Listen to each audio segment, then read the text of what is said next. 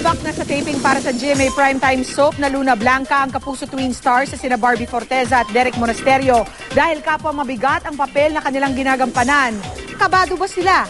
Ang chikatid ni Lars Santiago.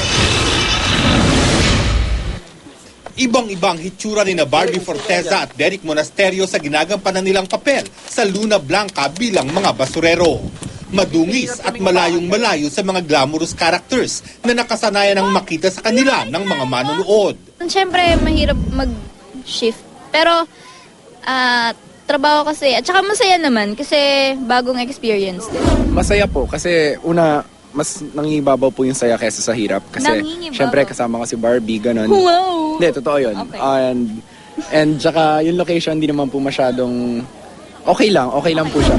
Parehong nagpapasalamat sina Barbie at Derek na sila naman ang pinag-love team ng GMA. Siyempre, nung hindi pa ako showbiz, nakikita ko na yan si Barbie sa TV. Sa totoo lang, pinapanood ko po sila sa Pilyang Kerubin, ganun.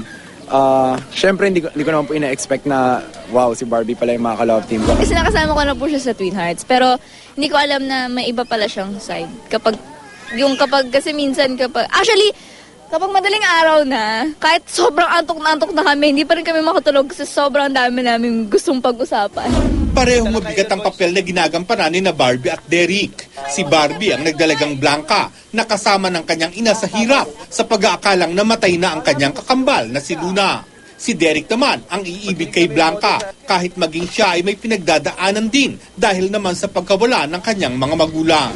Kinakabahan po ako kasi syempre kahit papano, iba't ibang atake din dapat. So, pero ready na ako lagi. Ako, feeling ko dito talaga masusukat yung acting ko, Tito Lor. Talagang super, kumbaga masasabi ko ito yung parang highlight sa career ko so far.